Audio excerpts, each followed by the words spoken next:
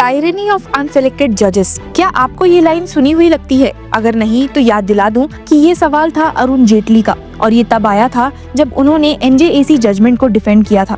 NJAC या फिर collegium system, ये क्लैश नई नहीं है। ये एक ऐसा एवरलास्टिंग डिबेट है जिसका अब तक कोई भी कंक्लूजन नहीं निकल पाया है। दोनों के ही सपोर्ट में कई सारे लोग हैं और सबका अपना अपना स्ट्रॉन्ग व्यू पॉइंट है।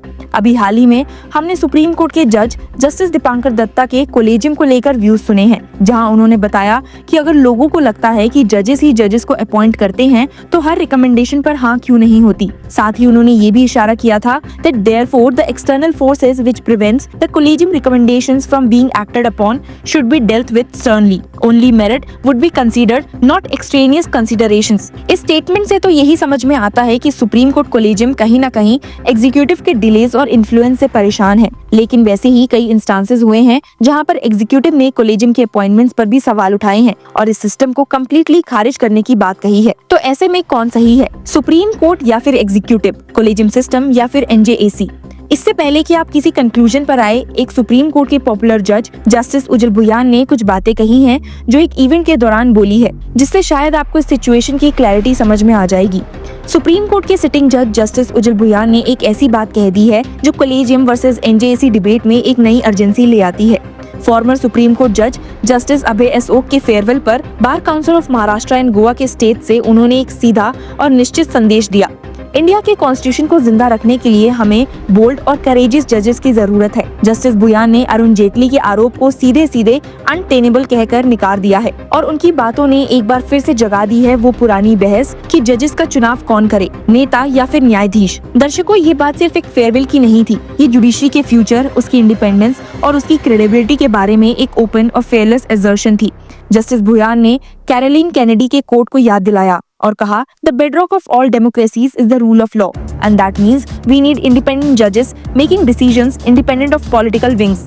और फिर वो कह गए एकदम powerful line that we had such judges and we will continue to have them and this is how the constitution will survive। ये कॉन्स्टिट्यूशन सर्वाइव करेगा वाली लाइन सिंपल भी नहीं थी।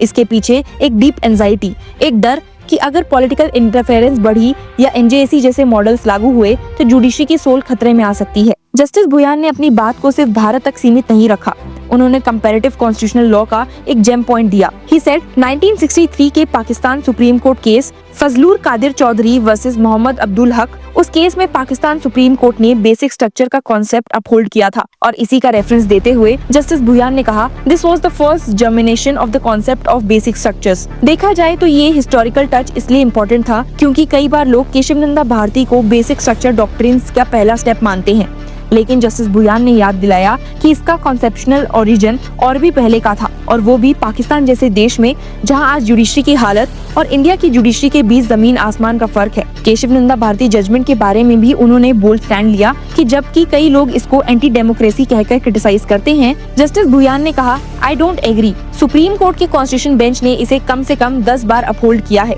ये कहना एक तरह से जुडिशरी की सेल्फ प्रिजर्वेशन की बात थी क्योंकि केशवनंदा भारती ही वही जजमेंट है जिसने पार्लियामेंट के पावर पर कॉन्स्टिट्यूशनल लिमिटेशन लगाई और कह दिया कि कॉन्स्टिट्यूशन के बेसिक स्ट्रक्चर को बदला नहीं जा सकता इवन थ्रू अमेंडमेंट्स। जैसे जैसे ये डिस्कशन आगे बढ़ती गई, इसकी एक बड़ी पिक्चर भी सामने आती रही और फिर आई एनजेएसी की बारी। ये वही कंटेशियस लॉ था जो 2014 में आया था, जिसका मकसद था कोलेजियम सिस्टम को हटाकर एक न्यू सिस्टम लाना।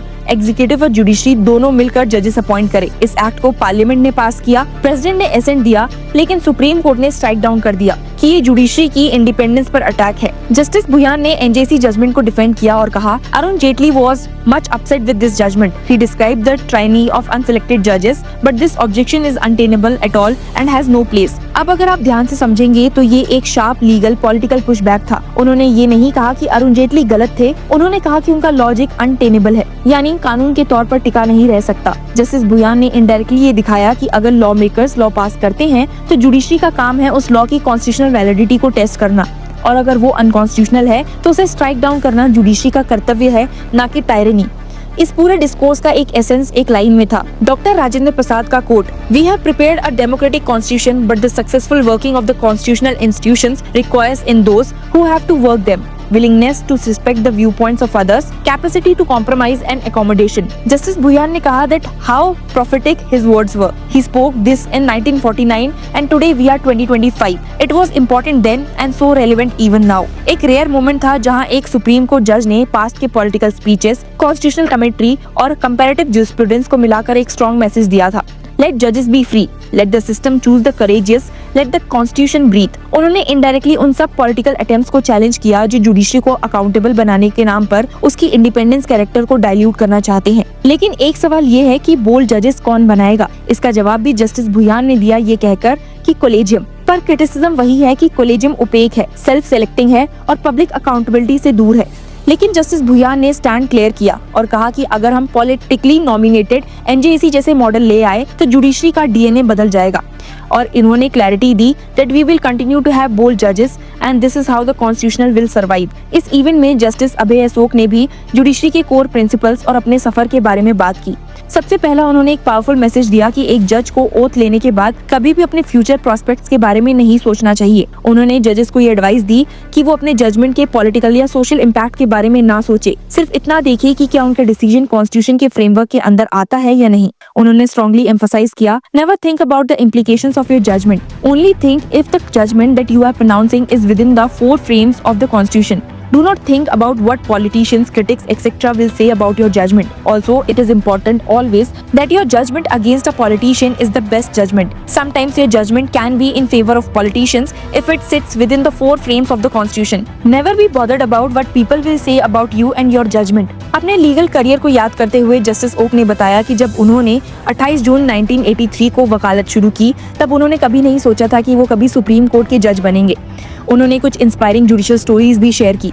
एक इंस्टांस में उन्होंने बताया कि किस तरह से एक फॉर्मर पीएम ने जस्टिस मुखर्जी को चीफ जस्टिस ऑफ इंडिया बनाने का ऑफर दिया था, लेकिन जस्टिस मुखर्जी ने तुरंत कहा था कि अगर सीनियर मोस्ट जज को ये पोस्ट नहीं दी गई तो वो रिजाइन कर देंगे।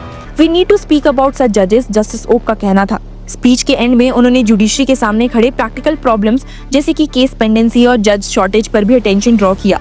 उन्होंने कहा there are nearly 56 lakh trials pending in the courts across lower courts in Maharashtra. Pune alone has 7.8 lakh pending cases. Bombay High Court has nearly 6.64 lakhs cases pending and around 50% of them are pending for more than 5 years old. In Supreme Court, a total of 84,872 cases are pending. उन्होंने 2002 का एक supreme court benchmark याद दिलाया जिसमें कहा गया था कि हर 10 लाख लोगों पर 50 जजेस होने चाहिए, लेकिन जबकि आज भी 22 हैं। उनका ये सजेशन था, I firmly believe that lawyers should come together and tell governments to ensure that the judges to population ratio is made back to 50.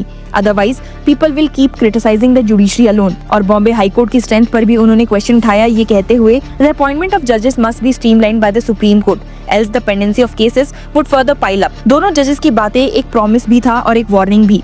Collegium system imperfect हो सकता है, लेकिन अगर उसके ऑल्टरनेटिव्स जुडिशरी के कैरेक्टर को भी डाइल्यूट कर दें तो फिर वो बेडरॉक ऑफ डेमोक्रेसी बनकर नहीं रह पाएगी। आपका इस पर क्या कहना है या फिर क्या जवाब है?